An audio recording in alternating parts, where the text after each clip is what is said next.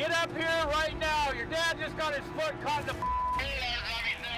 They never planned to be TV stars. They just wanted to haul timber through knee-deep snow and make it home in time for supper. One moment you're repairing chains in the Maine woods, and the next strangers are asking for selfies at a truck stop in Bangor.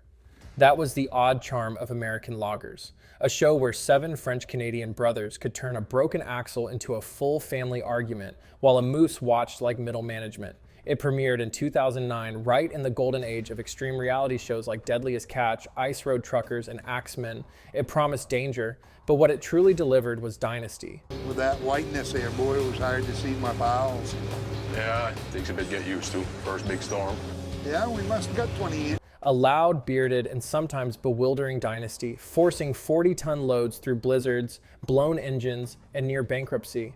And America loved it, because nothing says authentic television like a man named Eldon flooring a diesel truck and yelling, "Hammer down!" But somewhere between the family restaurant, the merch empire, the federal labor fines, and that quiet cancellation in 2011. The legend started to splinter. What began as a raw tribute to hard work became just another fallen tree in reality TV's forgotten forest. This is the rise and fall of American loggers. No filters, no scripts, just real men, real logs, and very real paperwork from the Department of Labor. That's the bottom line. They think it's okay, you know. Before the merch, before the restaurant, before the La Vie dans les Bois bumper stickers, there was just a family, the Pelletiers. 7 brothers, 1 icy town, and a generational addiction to chainsaws. Based in Millinocket, Maine, a place that sounds fictional but is very real and very cold. The Pelletiers were 3rd-generation loggers, not the romantic kind who wear suspenders and chop firewood for Instagram. No, these guys were hauling pulpwood on 18-wheelers through the unforgiving wilderness of northern Maine, where the trees are tall and the margins are thin. It was 2009. America was in the middle of the Great Recession. Wall Street was on fire, foreclosures were everywhere, and reality TV was desperate for one thing: real people doing real work in real danger. American Loggers debuted on Discovery Channel during this boom of tough job content. Deadliest Catch had crab boats. Axemen had drama. American Loggers, it had snow, swearing, and skidder hydraulics. We're getting further and further away from town, and you know, I take a 14-hour day, and you know, throw. The concept was genius in its simplicity. Let's follow a bunch of guys who fight nature for a living, and each other when the fuel bills get too high. And somehow, it worked. The show struck a nerve. Viewers weren't just watching trucks, they were watching family. The Pelletier brothers weren't actors, they didn't need to pretend. They were the brand, tough, gritty, and refreshingly awkward in front of a camera. And in a world of fake tans and scripted fights, that awkwardness felt honest. Soon, the fame machine revved up. Logging expos invited them as celebrity guests. Hundreds stood in line for selfies with men who looked like they'd just crawled out of a diesel engine.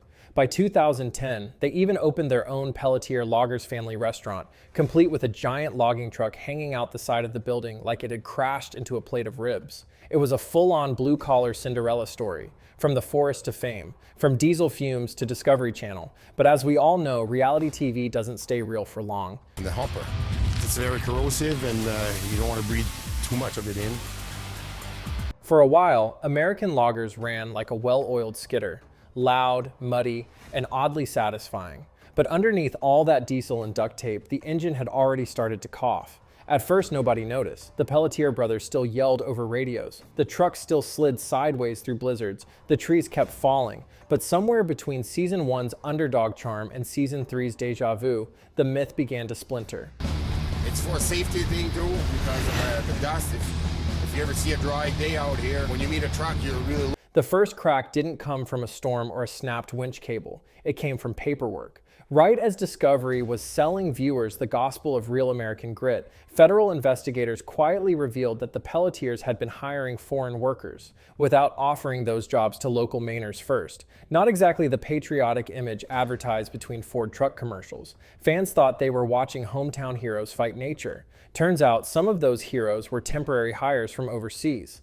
Off-screen, the family business got hit with a 1-year hiring ban. On-screen, not a word. Discovery didn't do disclaimers. Then came crack number 2. Louder, messier, a little more small-town scandal. Jeff Pelletier, one of the more recognizable faces, got tangled in a hit-and-run incident. His pickup allegedly slammed into a parked car and fled, damage in the thousands. Explanations fuzzy. He denied driving, but still paid the fine. It wasn't explosive enough to make national headlines, but it was enough to make fans blink. This wasn't supposed to be that kind of reality show. But the biggest shift wasn't legal, it was tonal. What began as a raw documentary about survival in the Maine woods slowly mutated into a brand. Drivers, they'll complain about the dust because it makes them unsafe when they meet a truck and it's so dusty they gotta make sure. The Pelletiers launched a themed restaurant, a full-scale eatery with a logging truck bursting through the wall like a demolition stunt. They sold shirts, hats, bumper stickers, La Vie dans les Bois in bold cursive, like blue-collar merch couture. At first it was endearing, then it became omnipresent. They weren't just loggers anymore. They were licensing themselves. That's when the show stopped feeling discovered and started feeling produced. Characters became caricatures. Brotherly tension got recycled. Financial stakes, once dangerously real, began to look like prop drama. The editors stretched every breakdown, every tantrum, every snowstorm like taffy. It wasn't about survival anymore. It was about content. 4 minutes. I wouldn't be here to talk about it right now. That's for sure. And then the gut punch. Davey McLaughlin, a fan favorite and one of the show's quiet emotional anchors, died. Not in some sensational accident, not in a fiery crash. He passed away from diabetic complications, no explosions, no drama, just a slow human tragedy. And that's when American Loggers lost more than a crew member. It lost its soul. From that moment on, the series felt heavier, less adrenaline, more melancholy. Viewers sensed it. The fun chaos of runaway trucks gave way to something quieter, something sadder. But here's the paradox. Authentic grief doesn't trend. On forums, fans started calling the show slow, repetitive, worse, boring. They started comparing it to Axemen, the louder, trashier cousin that never met a fistfight it didn't like. While Axemen staged wrestling matches in hard hats, American Loggers delivered fuel receipts and frostbite. Reality TV punishes restraint. By season 3, every episode blurred into a soggy loop. Deliver logs, fix truck, argue, repeat. The storms looked the same. The roads looked the same. The drama, if you could still call it that, felt embalmed. Even the editors seemed tired, stretching old footage with dramatic violins like they were scoring Shakespeare, not skid or repair. And I can hear all these little cracking, and I was so scared because that truck was catching on fire. But the final blow wasn't a scandal. It was erosion. Discovery moved on. The network that once celebrated hard labor now fed audiences shark specials, treasure hunts, and ghost chasers screaming at abandoned barns. American Loggers was too quiet, too normal, too earnest. It didn't explode, it didn't brawl, it didn't meme. By the time Discovery pulled the plug, there was no announcement, no farewell, just a slow fade to black, like a chainsaw sputtering out on low fuel. The restaurant closed, the merch stopped selling, the trucks kept rolling, but the cameras never returned. And that was the most brutal irony of all. A show about survival in the harshest woods of America was killed by something far more ruthless. The rules of television. Because no matter how noble your work ethic is, the audience will always leave once the drama runs dry. Turned it around. So he basically spun the tractor sideways, what you call a jackknife. By the time American Loggers aired its last muddy episode, the writing wasn't just on the wall. It was carved into a pine tree with a chainsaw. The show didn't crash and burn.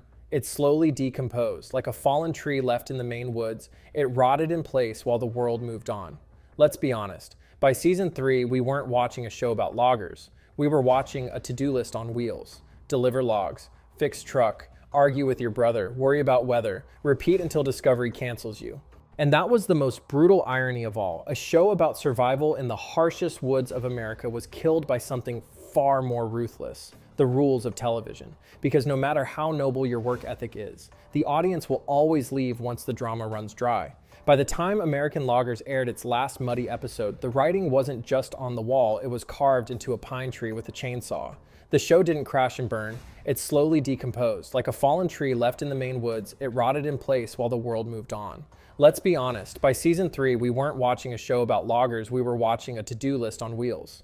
Deliver logs, fix truck, argue with your brother, worry about weather, repeat until Discovery cancels you. Just got a phone call from Jerry, and he was just going back to the road that he was working in. There was no real evolution, no stakes that hadn't already been staked. The suspense of season 1, will they make it through the storm?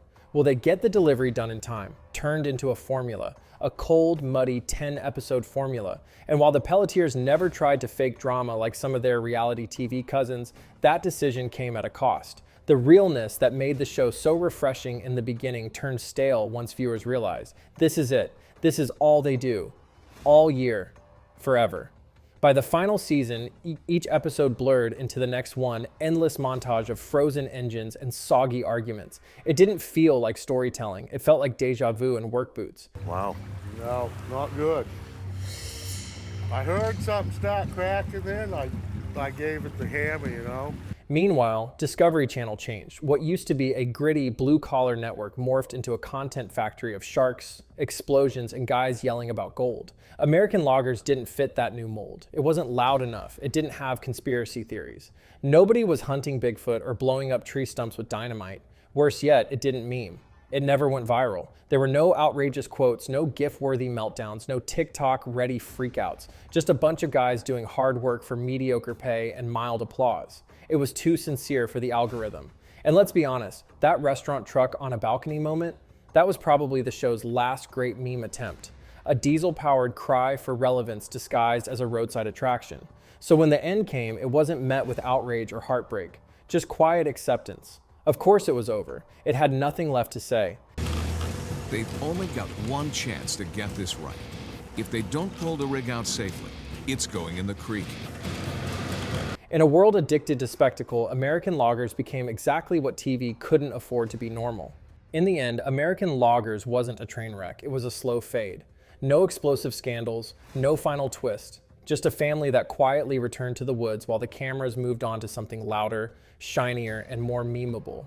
And maybe that's the most fitting end it could have had, because American Loggers was never built for the spotlight. It stumbled into it. A working class family caught in the strange glow of cable TV fame, trying to survive both the elements and the expectations of entertainment. For a brief moment, it worked. The show offered something weirdly rare, sincerity. It wasn't perfect, but it didn't pretend to be. It didn't rely on screaming matches or scripted drama. It relied on mud and snow and diesel and brotherly dysfunction that felt more relatable than ridiculous. Grab a shoulder. But reality TV doesn't reward consistency. It rewards chaos. So when the Pelletiers chose to be themselves instead of playing caricatures, the audience moved on. The fantasy was charming, but short-lived. Could it have been saved? Maybe. With a format shakeup, a new angle, or let's be honest, a bit more staged drama. But that would have killed what little soul the show had left. So now American Loggers lives on in reruns, fan forums, and the occasional hashtag during a forestry conference. A strange cultural artifact from a time when Discovery still discovered people, not just sharks with lasers. What's left is a cautionary tale wrapped in flannel. Don't let the merch come before the message. Don't believe a show is real just because the people are dirty. And maybe, just maybe, don't open a themed restaurant with a logging truck on the roof unless you're really, really sure people still care. Like and subscribe, and tell us in the comments, which forgotten reality star should run for mayor of Millinocket next?